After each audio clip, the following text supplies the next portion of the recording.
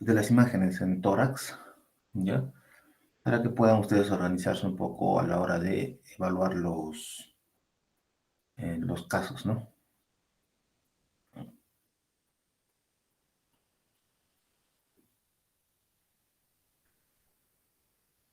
Ya empezaremos acá. En tórax yo debo, de manera práctica, yo divido el, el tórax en tres segmentos. Uno, el parénquima. Dos, el espacio pleural. Tres, el mediastino. ¿Ya? Empezamos evaluando el parénquima. ¿Ya? Primero voy a evaluar acá dos radiografías en las que vamos a ver que se trata de dos radiografías normales, pero con diferente calidad. Una con adecuada calidad, penetrada, adecuadamente insuflada, se ven más de 6 a 8 espacios, centrada, el proceso espinoso se ve equidistante a los bordes internos de las clavículas. Otra igual, ¿no? El proceso espinoso está equidistante a los bordes internos de las clavículas, está adecuadamente inspirada. La diferencia es que una tiene una buena penetración, ¿no? Mientras que la otra se ve más negra. Significa que está sobreexpuesta o, como habitualmente dicen, penetrada, ¿no? Acá lo que me interesa ahora que ustedes identifiquen es la forma en la que se representan las arterias, la vascularidad, ¿ya? Lo que estoy señalando ahora es la arteria pulmonar, igual acá, ramas lobares de la arteria pulmonar. Lo mismo ocurre en el lado izquierdo y como ustedes recuerdan, es el área oculta del riñón, un área oculta del riñón. Estas arterias normalmente salen del ilio y a partir de ahí comienzan a bifurcarse, como habitualmente lo hacen todas las arterias. La peculiaridad es que estas van ramificándose del ilio hacia la periferia. Y lo típico y lo característico es que su ramificación habitualmente se representa solo en los 2/3 internos del parénquima pulmonar. Y yo cuando hablo de tercios internos estoy hablando de este tercio. Yo divido de manera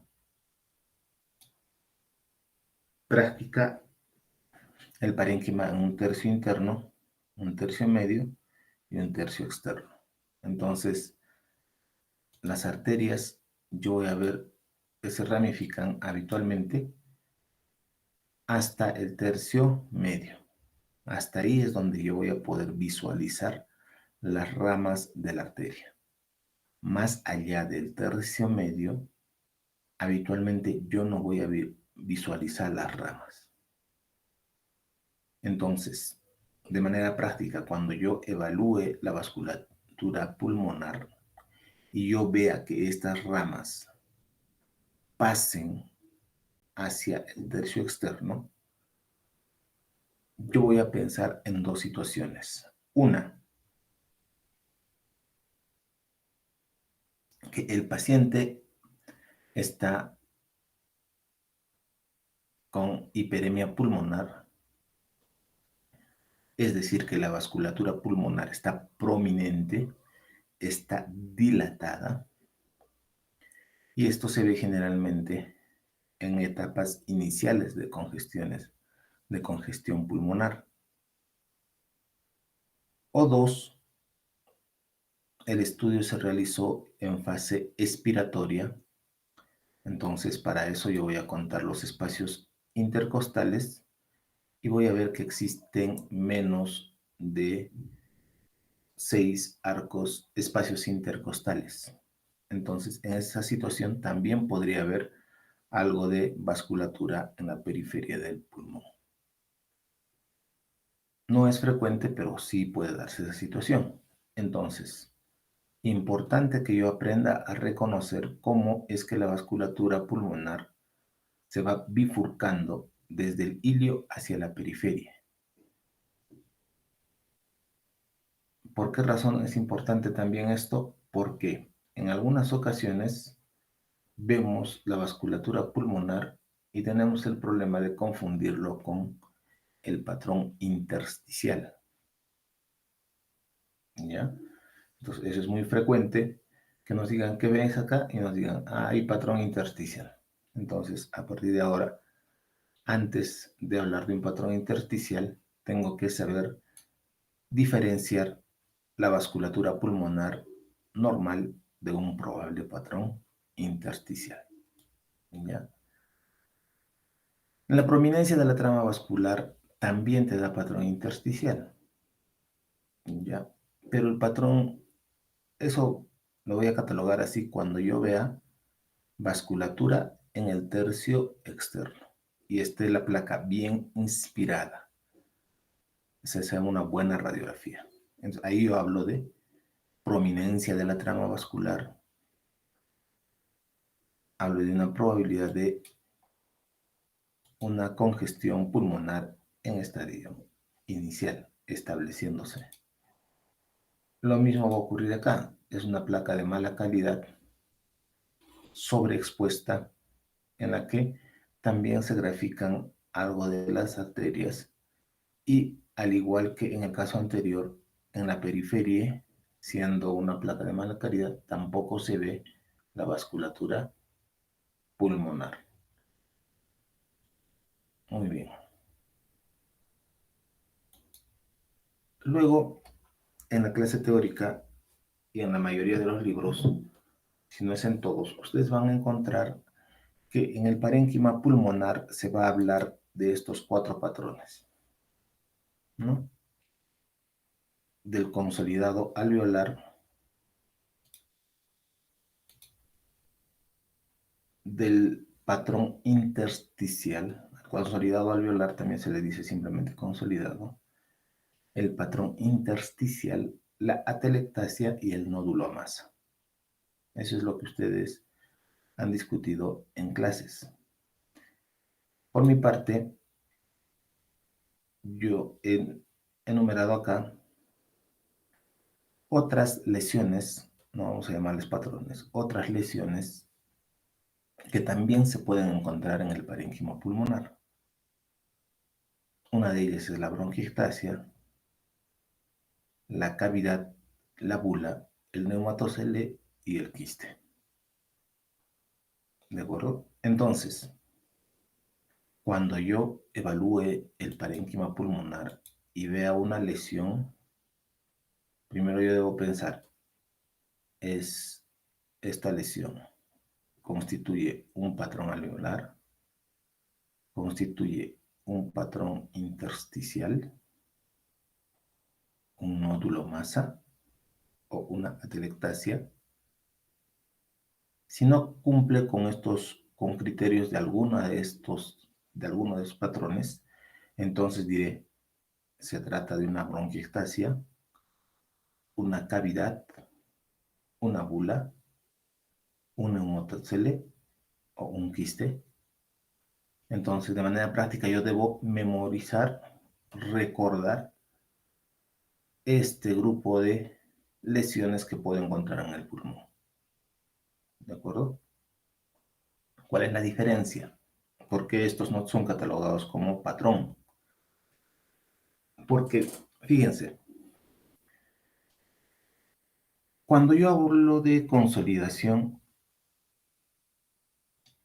cuando yo hablo de esto, del patrón alveolar, ¿cuál es mi concepto? Mi concepto es que el consolidado alveolar se produce porque el alveolo es ocupado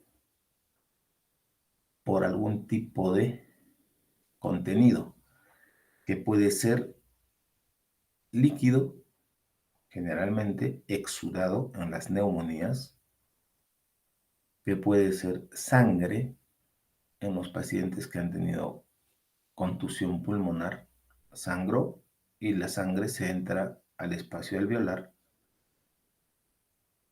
Pueden ser proteínas en la proteinosis alveolar, por ejemplo, enfermedades autoinmunes.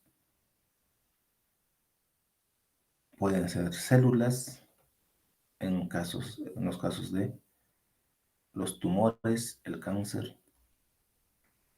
Estas situaciones pueden darme un patrón alveolar. Es decir, el patrón alveolar se produce porque el alveolo se ocupa de agua, de sangre, de células, de proteínas, de lo que ustedes quieran. Incluso cuando se aspiran. Cuando un paciente se aspira, el alveolo se ocupa de los alimentos, el líquido que se ha aspirado. Ese hecho hace de que se produzca el patrón alveolar. Ahora, cuando yo evalúo una placa, yo observo e identifico el patrón alveolar. Entonces, ¿qué es lo que digo? Ahí hay un patrón alveolar. Luego, ¿qué hago? Mi cuadro clínico. Si viene a mi consultorio un anciano que previamente ha estado con una bronquitis 2 días antes, le han dado tratamiento, pero aparentemente no ha habido respuesta y ahora viene con un tos y dolor en el hemitórax izquierdo, fiebre. Entonces diré que esto es una neumonía. Si llega la emergencia, un joven de 15 años que estaba manejando moto se accidenta, sufre golpe en el hemitórax izquierdo, fractura uno de los arcos costales y aparte aparece un consolidado alveolar. El paciente no tenía ningún síntoma previo, estaba normal, tranquilo. Entonces yo diré, esto es hemorragia alveolar, producto de una contusión pulmonar. Si tengo un bebé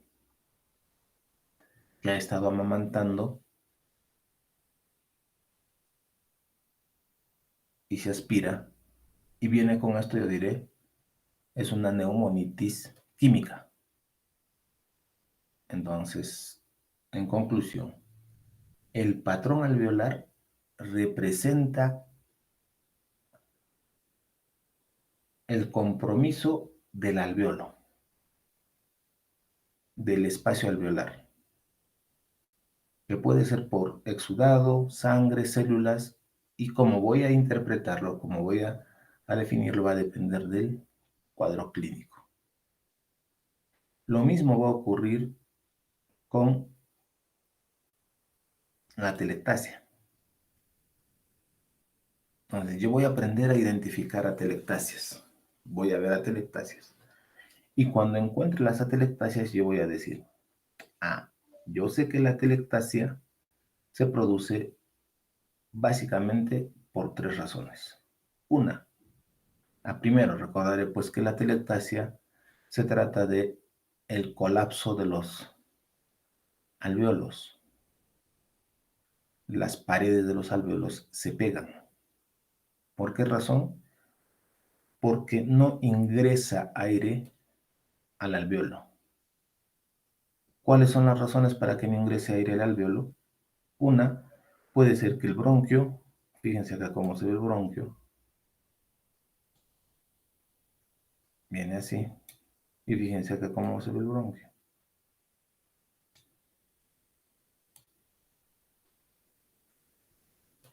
Y acá lo que veo es una masa, y el bronquio se ve así. Entonces, fíjense la diferencia entre uno y otro bronquio. Entonces, una causa de atelectasia. O sea, yo digo, ¿no? Es atelectasia. Muy bien. ¿Por qué se produjo la atelectasia? Se produjo porque hay una masa que está comprimiendo el bronquio. Esta compresión no permite el ingreso de aire a este lóbulo. Esa situación, ¿qué hace? Hace que el pulmón expulse el aire, los alvéolos expulsen el aire que tienen, pero ya no ingresa la misma cantidad de aire hacia el alvéolo. Por tanto, el alvéolo se mantiene colapsado.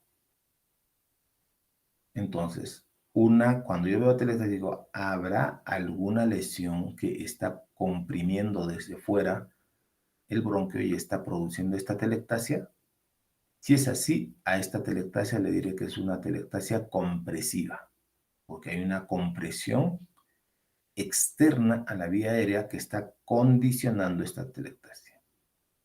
No voy a encontrar una lesión externa y lo que voy a encontrar en otro caso va a ser moco, va a ser un tumor en el bronquio endobronquial, puede ser comida o lo que ustedes quieran dentro del bronquio. Va a obstruir el bronquio, no va a permitir ingreso de aire. A esto se va a conocer como atelectasia obstructiva. Esas dos van a ser las atelectasias que se producen por un efecto compresivo externo o por un efecto obstructivo interno. Cuando yo pienso en atelectasia, tengo que pensar en esas dos posibilidades. Otras posibilidades, que el surfactante que está en los alvéolos no exista en caso de los recién nacidos con problemas de surfactante, en los que se colapsa y se pegan las mucosas de los alvéolos. Otras causas, otras formas de atelectasia. En los derrames pleurales. En el derrame pleural, como ustedes intuirán, hay líquido en el espacio pleural. Ese líquido ocupa espacio. Al ocupar espacio el líquido, ¿qué es lo que hace? Empuja al parénquima pulmonar. Al empujar al parénquima pulmonar que está adyacente, obviamente que el parénquima, como es un tejido lábil, lo que va a hacer es simplemente sacar el aire que esté en el alvéolo. Y al retirar el aire, se va a producir una atelectasia. A eso se conoce como atelectasia pasiva, aquella que está relacionada a la presencia de líquido en el espacio alveolar. ¿De acuerdo? Y luego hay otras atelectasias que seguramente ustedes han leído, que se van a presentar como líneas. ¿Ya? Esas son atelectasias cicatriciales o atelectasias laminares, vistas generalmente en pacientes que han tenido un compromiso previo del parénquima pulmonar. Entonces, como ustedes ven, cuando yo hablo de atelectasia, estoy hablando de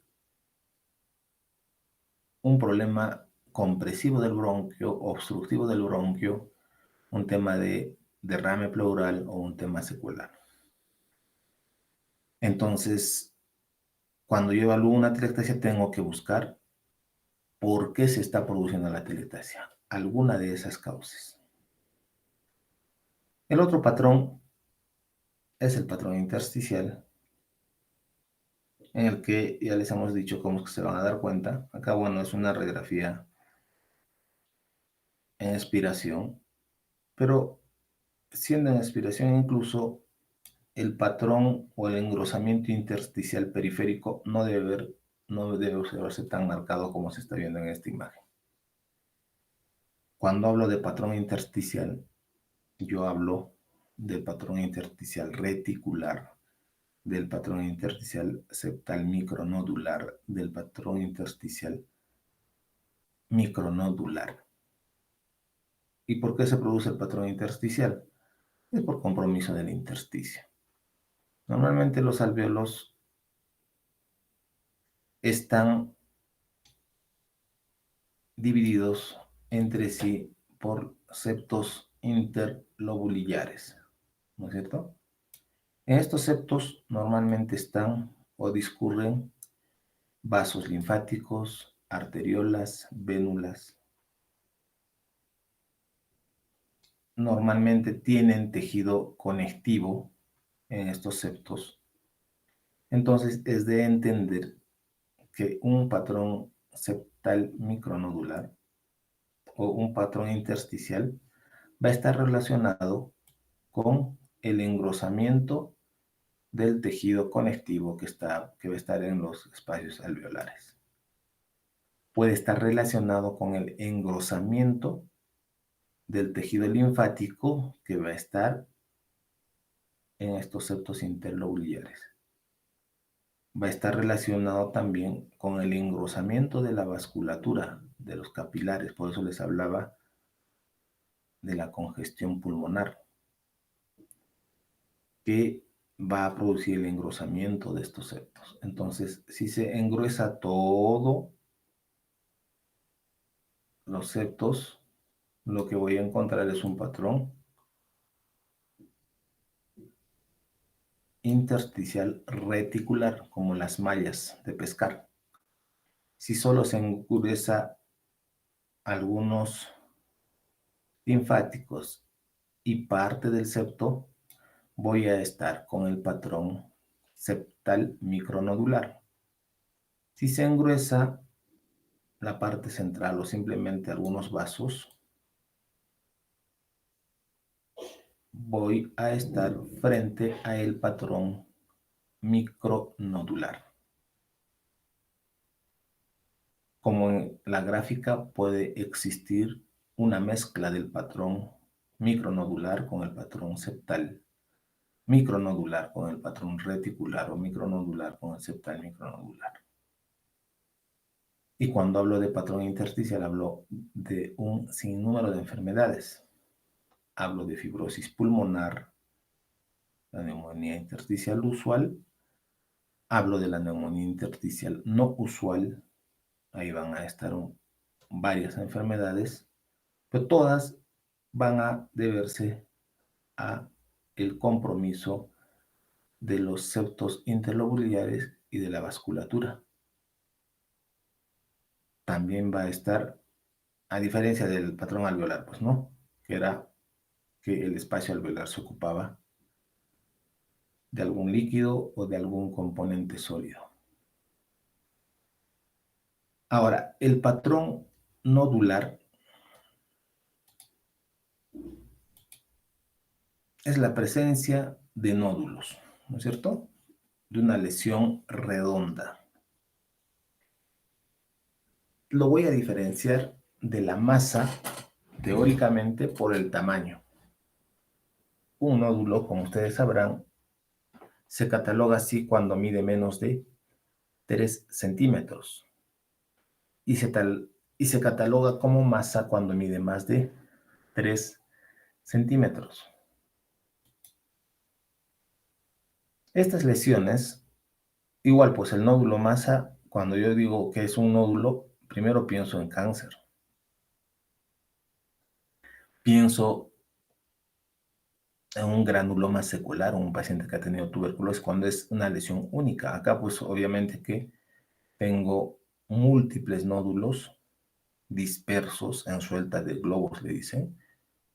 Esto pues obviamente que es muy alta la posibilidad de que sea una metástasis, 95%, más del 95% de posibilidad de que sea una metástasis.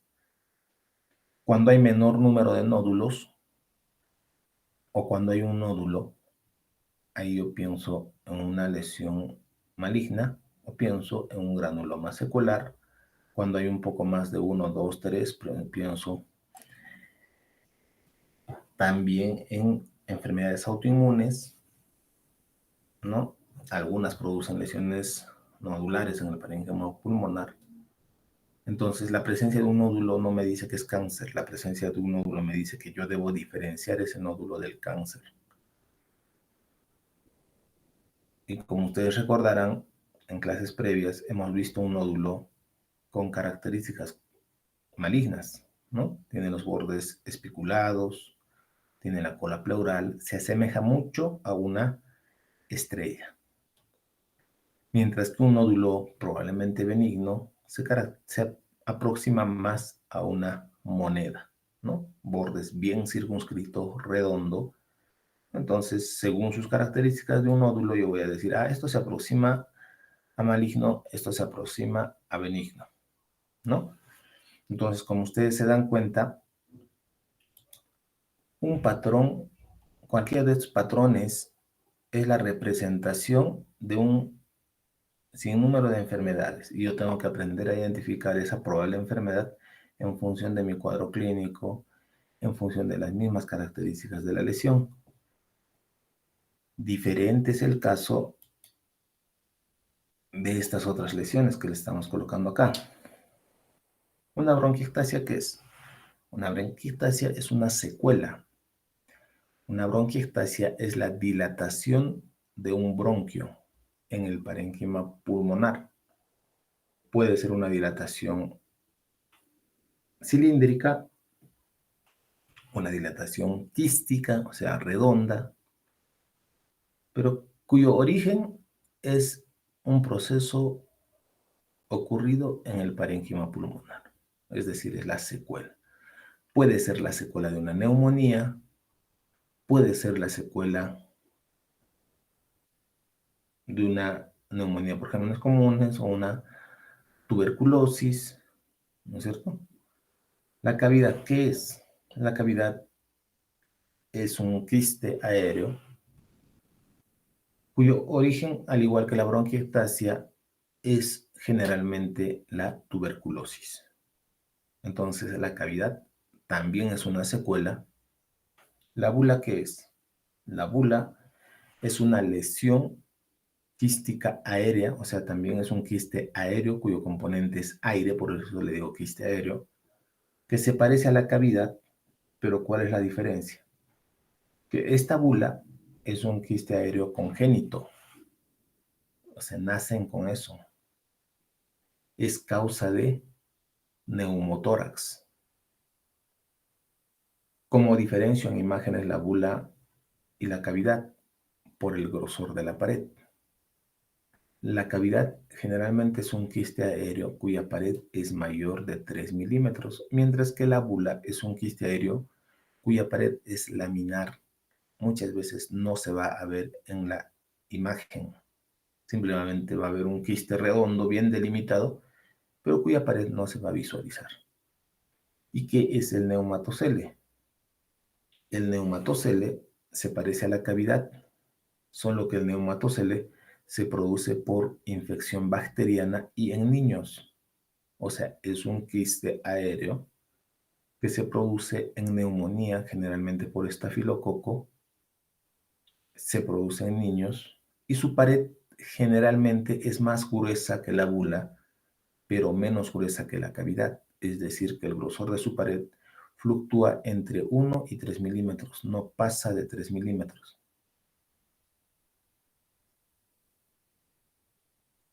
Entonces, estas tres son lesiones, la cavidad y la neumatocele, lesiones aéreas secuelares, mientras que la bula es una lesión congénita, ¿de acuerdo? Que predispone muchas veces al neumotórax.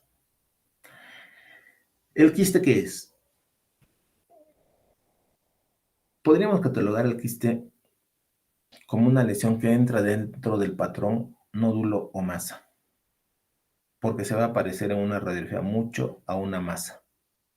El quiste, en este caso, el quiste que habitualmente tiene líquido, pues, ¿no?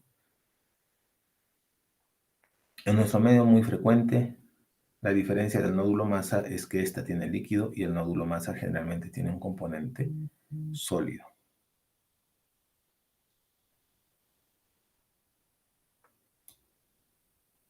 Entonces acá tenemos la representación de esos patrones que les hemos mencionado.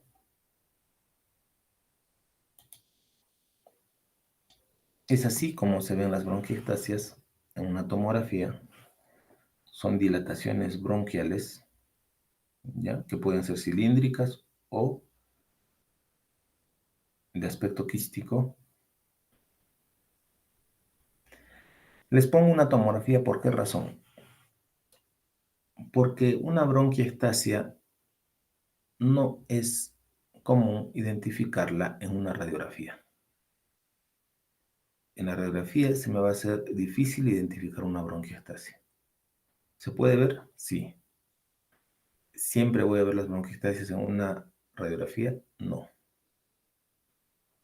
¿Dónde voy a ver las bronquiectasias? En una tomografía. Entonces, de modo práctico, cuando yo veo una radiografía, me olvido de buscar una bronquiectasia en esa radiografía. Acá representamos una cavidad. Vean ustedes, hay un espacio aéreo central y una pared gruesa que es mayor de 3 milímetros.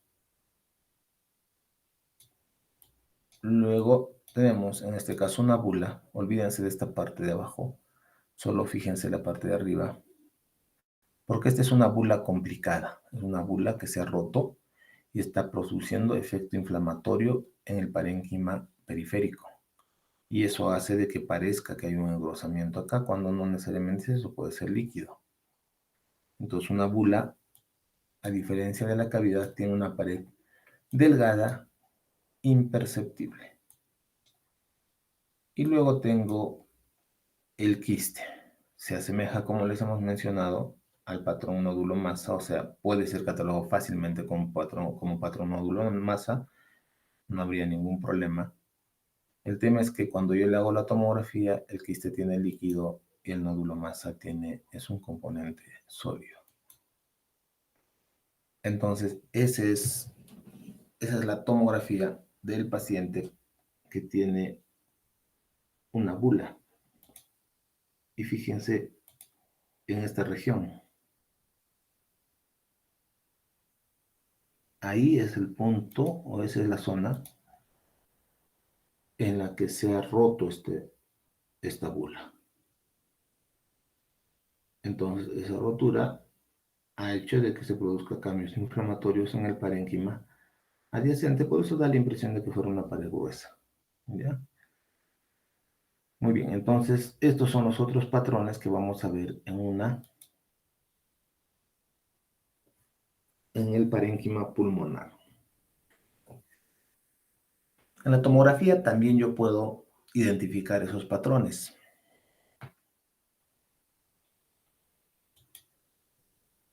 Acá estamos frente a un patrón alveolar y una atelectasia. Entonces, yo debo buscar en mi bibliografía los signos que diferencian un patrón alveolar de una atelectasia, porque los dos se asemejan mucho. Acá tengo patrón alveolar y acá tengo atelectasia. Prácticamente son lo mismo.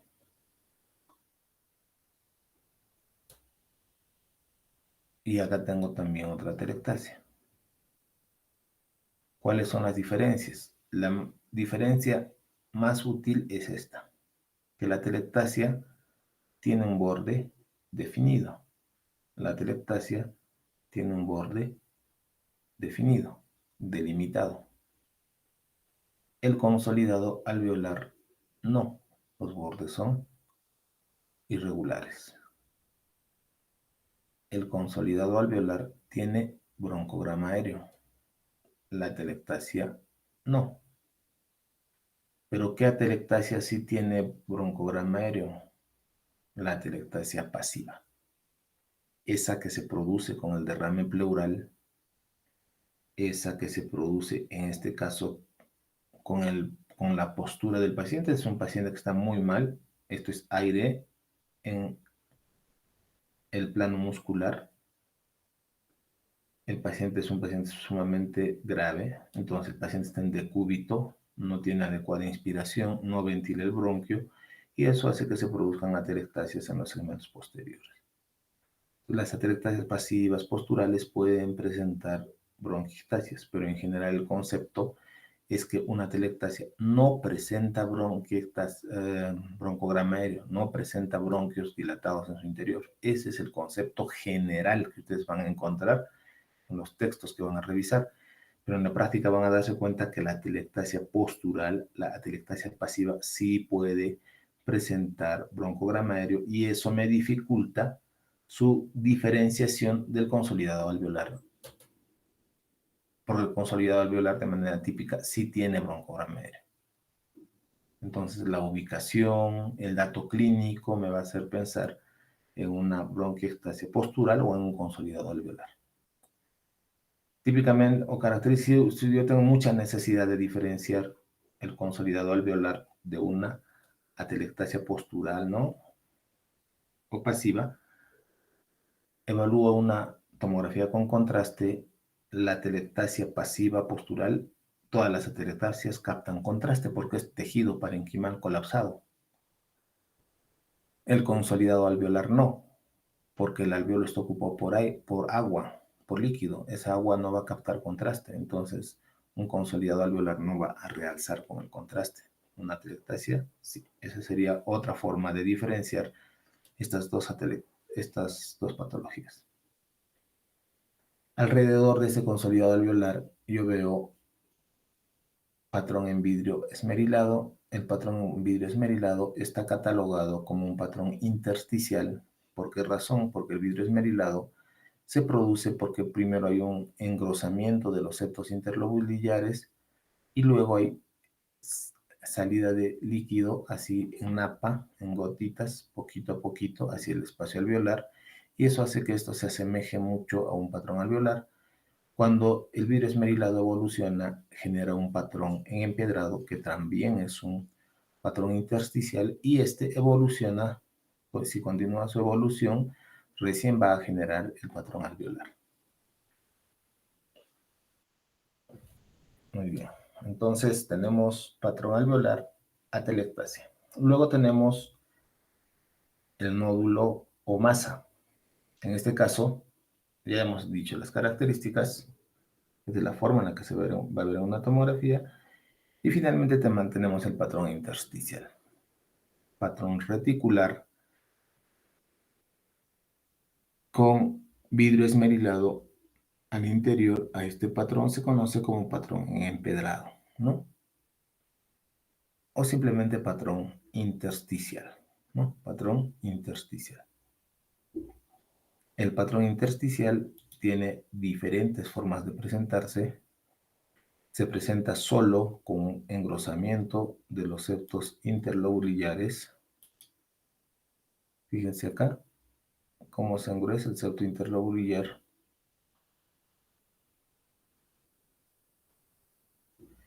Dependiendo del cuadro clínico, también voy a interpretar este patrón intersticial. Si es un paciente anciano en el que aparte de este engrosamiento de los septos yo encuentro engrosamiento o prominencia de la vasculatura, yo diré que se trata de una congestión pulmonar. Si es un paciente que tiene cáncer previo en el que yo veo que las arterias pulmonares tienen diámetro normal, pero hay un engrosamiento del septo interlobulillar, yo diré que se trata de una linfangitis carcinomatosa, es decir, que el tejido linfático ha engrosado producto de su infiltración por células tumorales en este espacio. ¿De acuerdo? Entonces, al igual que el patrón alveolar, el patrón intersticial va a tener diferentes etiologías según el cuadro clínico. ¿Ya? Si yo veo este patrón, que también es un patrón intersticial en el cual hay un engrosamiento intersticial periférico a esto le llamo focos de panalización, ¿ya? Con focos de panalización. engrosamiento intersticial periférico, con una distribución ápico-basal, es decir, que van del menor compromiso en la ápice, mayor compromiso en la base, engrosamientos o atelectasias laminares. Fíjese cómo la parte central se preserva y hay compromiso mayor periférico. También es un patrón intersticial. A este patrón, si cumple con esos criterios, es un patrón intersticial de una neumonía intersticial usual, es decir, de una fibrosis pulmonar. Quistes aéreos también entran dentro de lo que es, en este caso, secuelares, pueden entrar dentro de lo que es el patrón intersticial, pero más nos vamos a referir a la alteración o al patrón en vidrio esmerilado que se presenta en el parénquima pulmonar, ¿no es cierto?, en una neumonía intersticial no usual. Entonces, es así como se va a ver el patrón intersticial en una tomografía.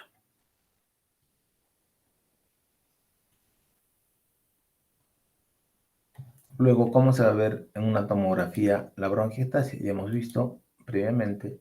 Ahora vemos una bronquiectasia cilíndrica, ¿no? Una dilatación bronquial cilíndrica. Entonces, nuevamente, una bronquiectasia. ¿Cómo se ve la cavidad? Se ve así. Lamentablemente acá hay una cavidad, pero hay un consolidado alveolar periférico. Ya es una cavidad con un consolidado alveolar periférico y otro consolidado alveolar en el lóbulo inferior. ¿Qué me dice esto? Lo que me dice es que la cavidad se ha podido romper. Al romperse ha sangrado y la sangre está en la periferia y también se fue al lóbulo inferior. O se trata de una cavidad que tenía todavía bacilos tuberculosos, se han proliferado, ha comprometido el parénquima pulmonar adyacente y se ha extendido hacia el pulmón o hacia el lóbulo inferior. Esto es una infección tuberculosa, probablemente multidrogoresistente, con extensión bronquial hacia el lóbulo inferior. Entonces, un proceso específico, probablemente MDR con diseminación endobronquial hacia el lóbulo inferior. Y esta es la bula que hemos mencionado, complicada, rota, ¿no? Y un quiste hidatídico, pues, ¿no? Que se va a ver mejor en ventana mediastinal. Acá lo hemos encontrado en ventana parenquimal. El otro espacio o el otro segmento que vamos a ver en una imagen de tórax va a ser el neumotórax y el derrame pleural, es lo más frecuente, ¿no? Fíjense cómo se ve el neumotórax. Acá yo veo la vasculatura pulmonar que está bifurcando hacia la periferia y acá no veo nada. Veo un neurolimpio. Lo que veo acá no es otra cosa que el parénquima pulmonar que está colapsado por efecto de este neumotórax. Acá es fácil identificar el neumotórax. La clave es evaluar la vasculatura pulmonar. Si se ve vasculatura es pulmón normal, si no se ve es neumotórax. El problema es cuando este neumotórax es periférico y laminar, ahí es donde van a tener problemas. Entonces tienen que acostumbrarse a buscar la vasculatura para ver si se trata de un neumotórax o no. El derrame pleural, ¿qué es lo típico en el derrame pleural? La obturación del seno costofrénico. En este lado se ve el seno costofrénico, en este lado no se ve el seno costofrénico, está obturado. La obturación del seno costofrénico, la obturación que se va a producir, va a ser de ese modo. No es una obturación así. Fíjense, es una línea cóncava.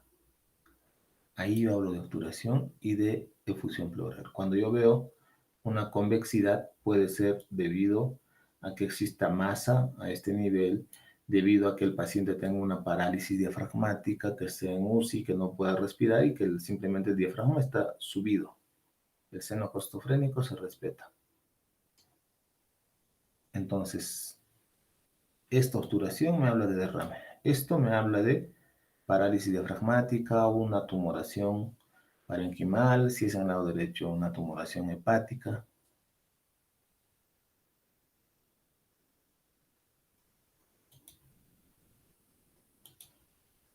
Otra vez, una obturación del seno costofrénico. Me habla de derrame pleural.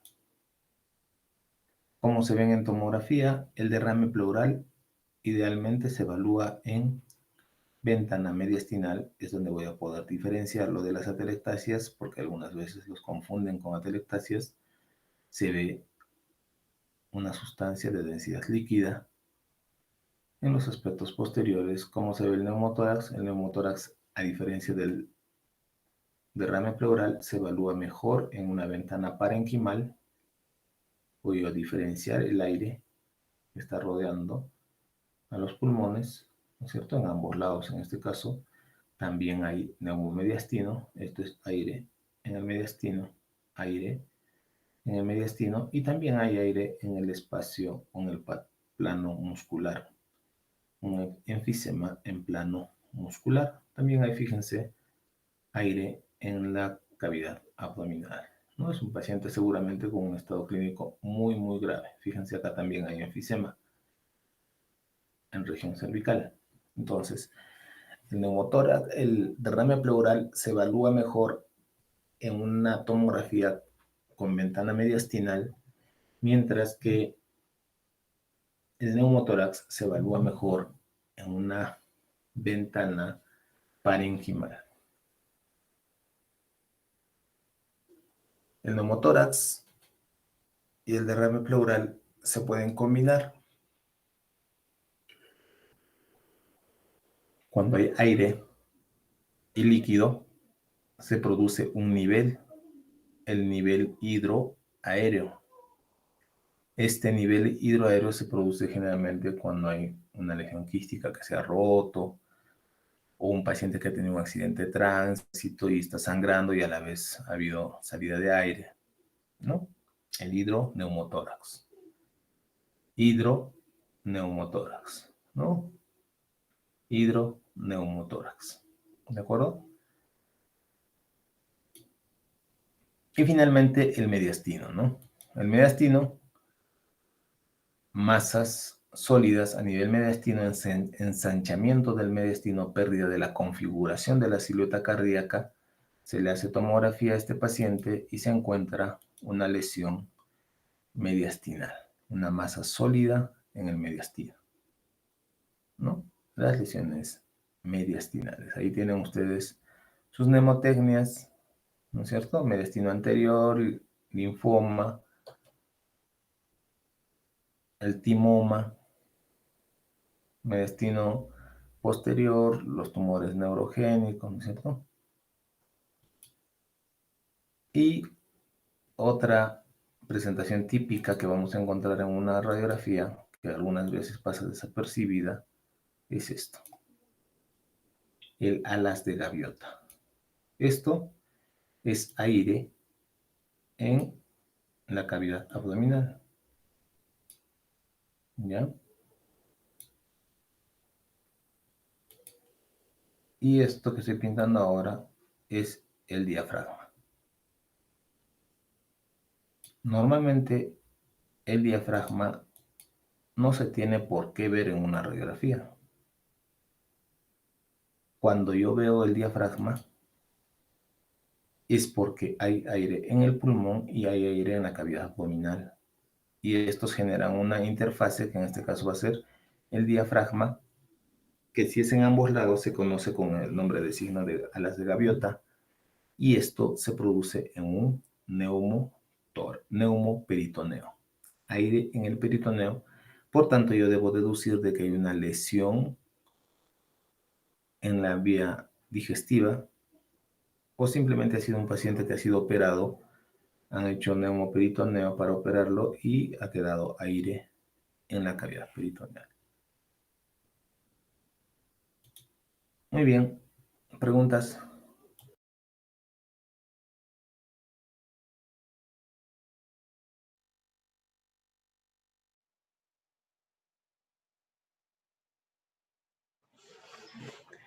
Está claro, doctor. Gracias. Muy bien, chicos, si no hay preguntas, nos vemos la próxima semana. Vamos a ver solo casos la próxima semana. Traten de repasar todo lo que hemos conversado hoy día. Tenemos un montón de casos y va a depender de ustedes de la cantidad de casos que hagamos. Muy bien, si no hay preguntas, nos vemos a la próxima semana.